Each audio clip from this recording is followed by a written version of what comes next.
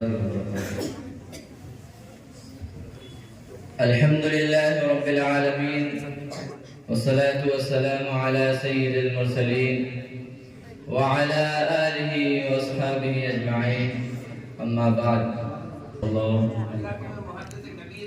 آمین آمین آمین. اگلے مساہی محمد فیضان ولد محمد کلیم صاحب وہ آئیں اور اپنی تقریر پیش کریں.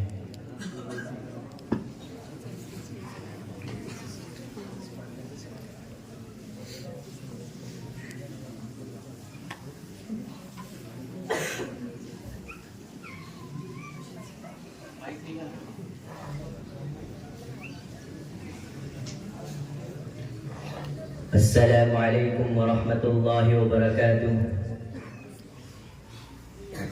نحمده ونصلي على رسوله الكريم. اما بعد فاعوذ بالله من الشيطان الرجيم. بسم الله الرحمن الرحيم. انا نحن نزلنا الذكر وانا له لحافظون. صدق الله العظيم. صدر محترم، حاضرین جلسہ و میرے مشفق و مربی اساتذہ کرام اور عزیز ساتھیوں، آج کے اس متبرک محفل میں میری تقریر کا عنوان ہے وہ معزز تھے زمانے میں مسلمان ہو کر اور غمخوار ہوئے تاریخ قرآن ہو کر. برادران اسلام،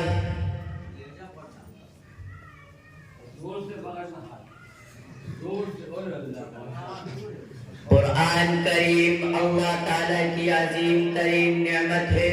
لوگوں کو سیدھی راہ دکھانے کے لیے اللہ تعالیٰ نے انبیاء کرام کی بعثت اور اپنے ہدایت نامے کو بھیجنے کا سلسلہ جاری کیا.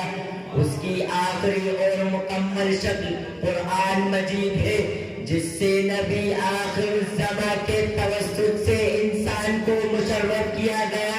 اس کتاب عزیز کے تعارف کا سلسلہ اس کے زمانہ نزول سے جاری ہے.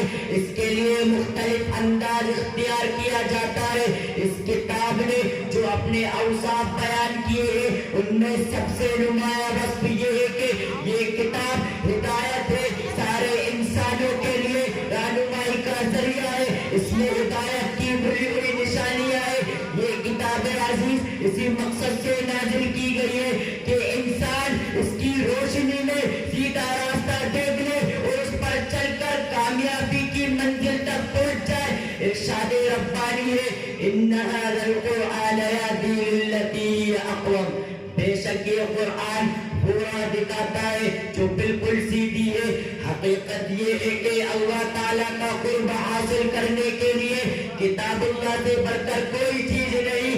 اس کتاب میں جتنی طاقت ہے زندگیوں کو بدل دینے کی، رگوں میں حب الہی کی بجلیاں توڑا دینے کی، سوئے ہوئے انسانوں کو جگا دینے کی اور جوش عمل سے سرشار کر دینے کی، قلبوں کی خطرناک بیماریوں کو دور کر دینے کی اور انہیں صحت مند بنا دینے کی.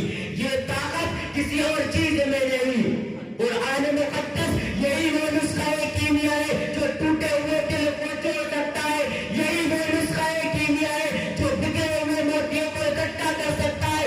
یہی وہ نسخہ کیمیا ہے جو ناجی طبیعتوں میں قناعت پیدا کر سکتا ہے. یہی وہ نسخہ کیمیا ہے جو بے ضمیر انسانوں کو ضمیر کی دولت سے مالا مال کر سکتا ہے. یہی قرآن انسان کو بار بار یاد دلاتا ہے کہ اللہ کے بندے ہونے کا تقاضا کیا ہے، اس کے فرائض کیا ہے، اس پر دوسروں کے کون کون سے حقوق عائد ہوتے ہیں. وہ انسان کو باخبر کرتا رہتا ہے کہ عقائد کیسے درست کیے جائیں، عبادات کا کیا طریقہ اختیار کیا جائے، اخلاق زندگی کی تعمیر کیسے ہو، لوگوں کے ساتھ تعلقات و معاملات میں کیا طرز عمل اپنایا جائے. قرآن کریم علم کا سمندر ہے، حکمت کا خزانہ ہے، معرفت کا سرچشمہ ہے، ہدایت و نصیحت کا مخزن ہے. جو اسے چھوڑ کر ہدایت حاصل کرنا چاہے گا اللہ اسے گمراہ کر دے گا. یہ کتاب اللہ کی مضبوط رسی ہے، یہ حکیمانہ نصیحت ہے، یہ صراط مستقیم ہے. یہی کتاب ہے جس سے علماء کبھی چشمے سے نہیں ہو سکتے.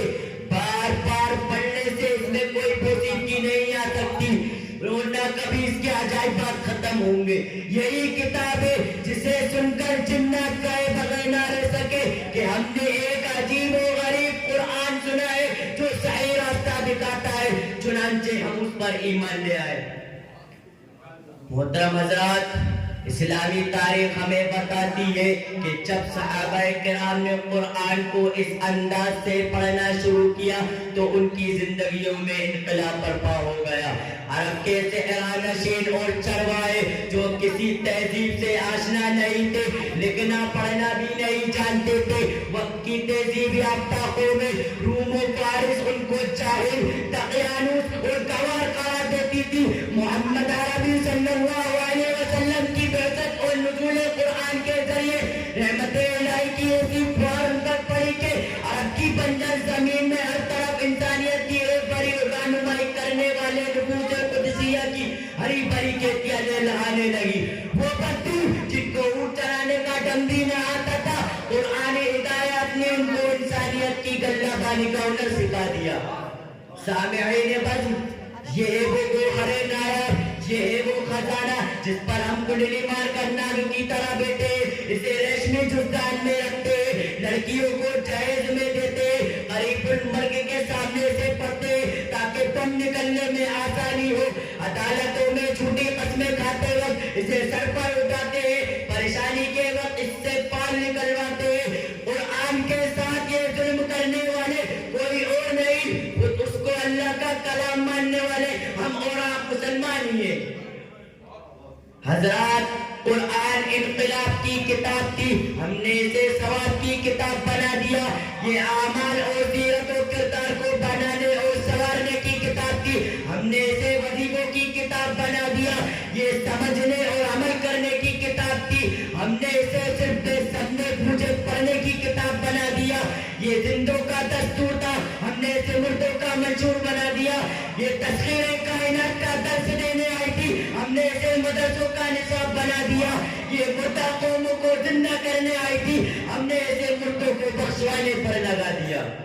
سامعین بزم, قرآن آج پھر ہم سے مطالبہ کر رہا ہے, ہم کو دعوت دے رہا ہے کہ اگر دنیا اور آخرت میں کامیاب ہونا چاہتے ہو, عروج و سربلندی کے متمنی ہو, اپنے سروں کو عزت اور رفعت کے تاجوں سے مزین کرنا چاہتے ہو, تو پھر اسی کی طرف لوٹو, اسی کو دستور زندگی بناؤ, اسی کی تعلیمات سے اپنے آپ کو آراستہ کرو. انشاءاللہ ٹوٹی ہوئی بہاریں پھر لوٹ آئیں گی, چمنستان عالم پھر لہلا آئے گا, نور قرآن سے ظلمتوں کا پردہ چاک ہوگا. ماہر القادرین ہمارے حال کی کتنی خوبصورت منظر کشی کی ہے. اپنی مشہور نظم قرآن کی فریاد میں کہتے ہیں, طاقوں میں سجایا جاتا ہوں, آنکھوں سے لگایا جاتا ہوں, تعویذ بنایا جاتا ہوں, دھو کے پلایا جاتا ہوں. یہ میری عقیدت کے دعوے قانون پہ راضی کے روکے یوں بھی مجھے رسوا کرتے ہیں, ایسے بھی ستایا جاتا ہوں. ماشاء اللہ ماشاء اللہ. مساہم انعام حاصل کریں. صدر محترم کے ہاتھوں مولانا یوسف صاحب کی جانب سے انعام دیا جا رہا ہے. ماشاء اللہ.